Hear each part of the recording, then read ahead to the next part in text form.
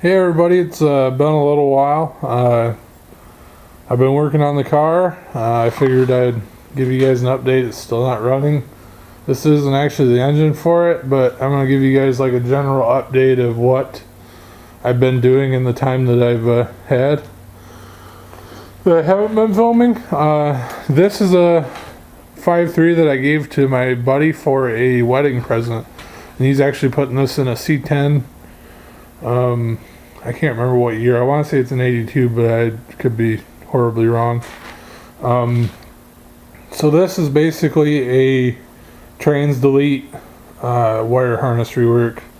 You can see we got all the key on hot separated, and then the trans section, the AC, the evap, and the EGR and stuff's all deleted from it. And we're gonna go ahead and relume this once we get this truck over here.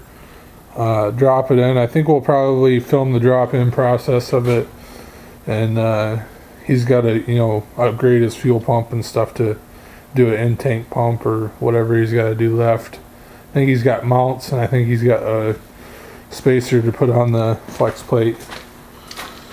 But we're gonna be finishing that up. No timeline on that. We still gotta clean it and stuff. This is the this is the pile from the two harnesses, because I've actually been working on my other harness for the Valiant over there, and this is just like the spare wire strip harness. And this is my harness, which is a green-blue connector harness, and it was a drive-by-wire harness. So I had to take that off, change it over to a drive-by cable, so like a van harness basically, and put a IAC, or I'm going to put an IAC plug on it, and a throttle position plug. And also I deleted the MAF on mine, and I'm going to be hooking up a intake air temp sensor, and I added flex fuel, so I put in I repinned another pin for 56 blue, which is the content sensor wire. So that's almost done. I mounted the ECM in the car. It's inside the cab, and that's basically, this is going to come through the firewall and then come out. I'll show you guys when we get over to the car, but I'm just trying to walk through everything and not miss anything.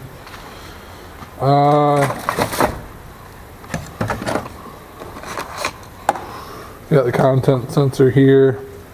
I don't know when I'm going to get that actually hooked up, because there's no real easy way of hooking it up where I would like it to go.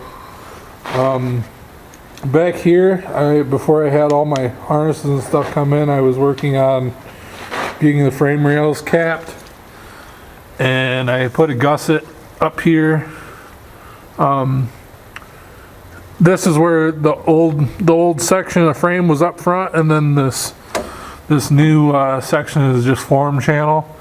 I got a gusset here, and then it was open channel, and I capped it with this I guess it'd be formed L, and run it all the way up to there. You can see it kind of runs up top onto the old sheet metal.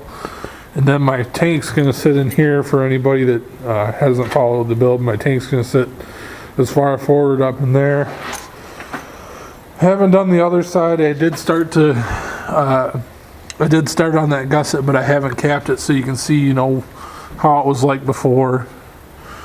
Just open. So I've got to do that. I'm really trying to focus on getting everything that I need to get it running. So I'm not really doing that, because I started to get some wiring harness stuff, and then I was waiting on something too for the engine and trans to go in. Oh, my oil pan. I don't think I showed you guys the last time. I was going to do a GTO pan. The GTO pan didn't work out because it was too wide for my K member that I already had clearance. So I actually had my other pan that I warped a little bit when I welded it. I had that decked flat again, so that's the pan down there. I got my front cover changed.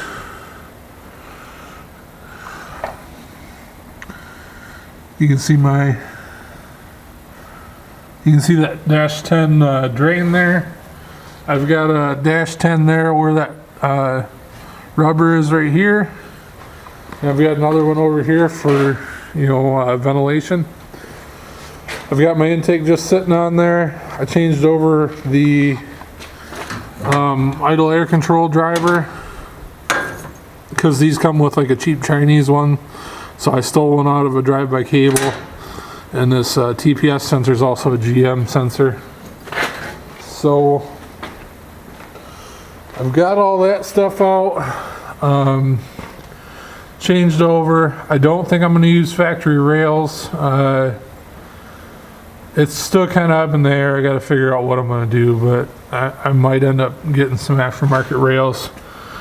I do know I got to mess with the spacing on it because I'm using Snake Eater Performance 150 pound/hour injector, and it's like the size of a deck 80, which these are fairly short injectors, so I don't know how that's going to work. If I end up changing some stuff around, I guess you guys will know. I got my fuel regulator mounted. It's more than 6 inches from the firewall, which NHRA is actually more than 6 inches forward of where the bell housing is, so that's kosher. I've got a factory hole here, and that's where the harness is going to come through, go through these factory tangs here, come over, intake, and then go forward. So I'm going to end up having to, extend and shorten some wires, but I gotta wire it when I get it in the car. So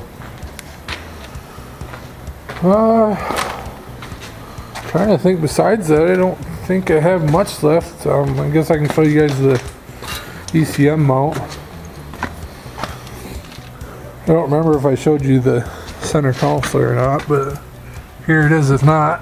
Oh, my ECM's hidden up under there. You can see my nice footprint gas pedal. Let's see, that's about it.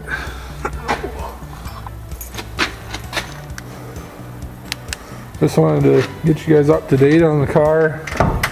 It's been taking longer than I thought it would, but we're making progress at it, and after I get done with the wiring harness, then all I gotta do is run a fuel system, run the trans cooler, and then it should be able to run, at least start and idle. So thank you guys for watching, and I will update you once this thing's, I'll update you guys the next time I post a video. I keep saying it'll run next time, but apparently I'm a horrible liar. Thank you guys for watching.